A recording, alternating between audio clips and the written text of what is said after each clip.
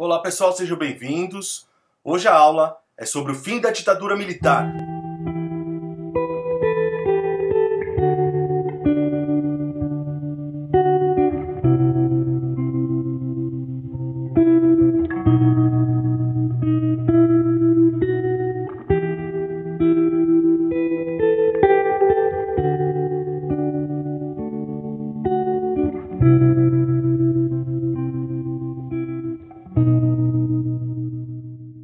Durante o governo do general Ernesto Geisel, uma abertura política começou a ser esboçada. Geisel, que pertencia ao grupo dos militares considerados moderados, adotou um programa de abertura que deveria acontecer de uma forma lenta, gradual e segura. Nesse contexto, a censura e a repressão política foram moderadamente diminuídas. E, além disso, o governo estabeleceu alguns canais de diálogo e negociação com os opositores do regime. O general Golbery do Couto e Silva, nomeado ministro-chefe da Casa Civil, foi o principal articulador do projeto iniciado por Geisel. A abertura, no entanto, teve diversos momentos de endurecimento e retrocesso, pois uma ala militar, conhecida como Linha Dura, comandava os aparelhos repressivos da ditadura. Esse grupo era contrário a qualquer abrandamento do regime e também não aceitava a possibilidade de restauração do regime democrático.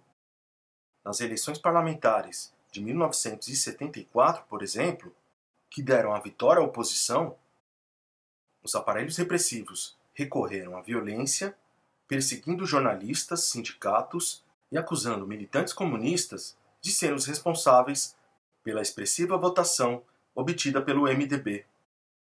No auge dessa reação conservadora, foram mortos o jornalista Vladimir Herzog, em 1975, e o metalúrgico Manuel Fiel Filho, em 1976, nas dependências do Departamento de Operação de Informação, Centro de Operações de Defesa Interna, o DOI-CODE, de São Paulo.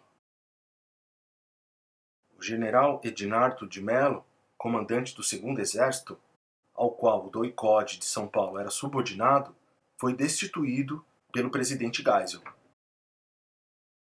Além disso, em 1977, o general Silvio Frota, ministro do Exército e candidato dos setores Linha Dura à sucessão presidencial, foi exonerado de seu cargo pelo presidente.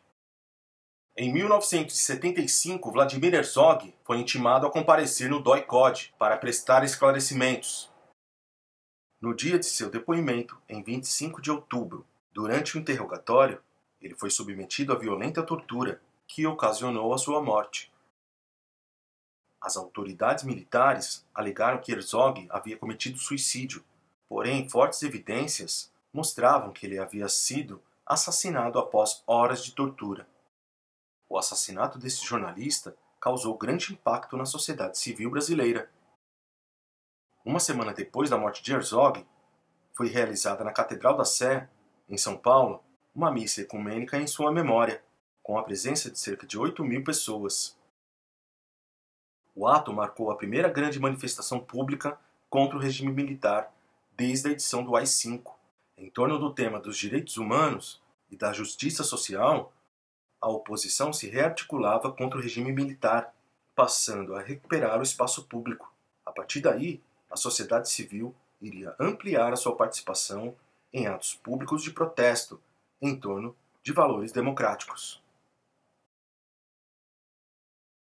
Ao mesmo tempo que tomava medidas para levar em frente a abertura política, o general Ernesto Geisel abusava dos poderes ditatoriais. Temendo o avanço eleitoral do MDB nas eleições parlamentares de 1978, ele fechou o Congresso e lançou uma série de medidas conhecidas como Pacote de Abril.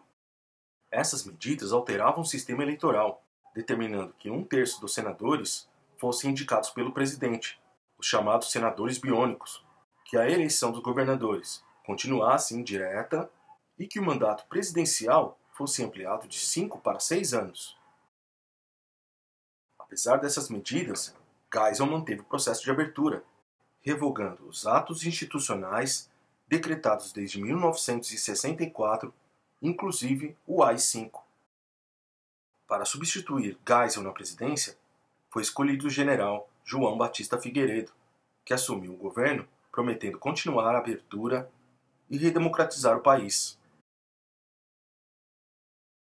Em agosto de 1979, depois de anos de luta de grande parte da oposição, foi aprovada a Lei da Anistia. Essa lei prescreveu os crimes políticos das pessoas consideradas subversivas, mas também perdoou os agentes de repressão responsáveis por mortes e torturas. A Lei da Anistia foi um importante passo no processo de abertura política e redemocratização do Brasil. Ela possibilitou o retorno dos exilados políticos que estavam fora do país há muitos anos. Entre eles havia políticos como Luiz Carlos Prestes e Leonel Brizola, intelectuais como Paulo Freire e Milton Santos, e artistas como Geraldo Vandré. A volta dessas pessoas ao Brasil fez os movimentos pelo fim do regime militar ganharem mais força e estrutura. Em 1979, o presidente Figueiredo realizou uma reforma partidária, substituindo o bipartidarismo, Arena e MDB, pelo pluripartidarismo. A Arena, que reunia a base do governo, passou a se chamar PDS e o MDB, PMDB. Durante o processo de abertura, ocorreram várias greves de trabalhadores da região do ABC Paulista. Essas greves foram iniciadas pelo Sindicato dos Metalúrgicos de São Bernardo do Campo, liderado por Luiz Inácio Lula da Silva. A luta desses operários era inicialmente por reajustes salariais. Posteriormente, entretanto, eles ampliaram o leque de reivindicações, colocando na pauta o aumento de salários, garantia de emprego, reconhecimento das comissões de fábrica e liberdades democráticas. Em 1982, ocorreram as primeiras eleições diretas para governador, desde a implantação da ditadura militar. O PMDB venceu em vários estados, como São Paulo, Paraná, Minas Gerais e Goiás, e o PDT elegeu Leonel Brizola no Rio de Janeiro. A partir de então, os opositores do regime passaram a lutar pelas eleições diretas para presidente.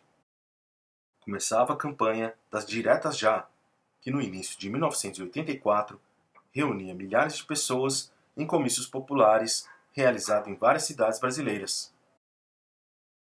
Enquanto isso, os congressistas discutiam o restabelecimento das eleições diretas para presidente.